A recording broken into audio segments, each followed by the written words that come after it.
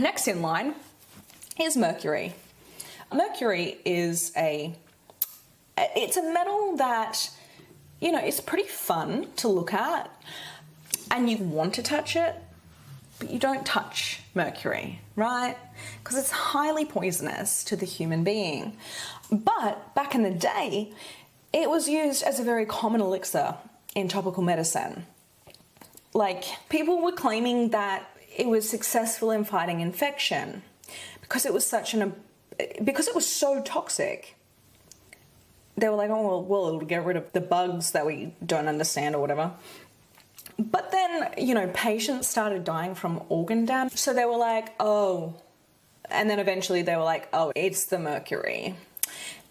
Also, if people like didn't have, you know, if they weren't like, you know, having a little bit of quicksilver in the morning, but they were exposed to it, because mercury was in a ton of stuff then, they would go insane. Insane. Like, what it does neurologically is insane. It's crazy. So yeah, that was a fun one for probably no one. I don't think anyone probably, I feel like it would be the most unfun thing. It's really highly toxic. Please never touch mercury unless you're a scientist and you know what you're doing.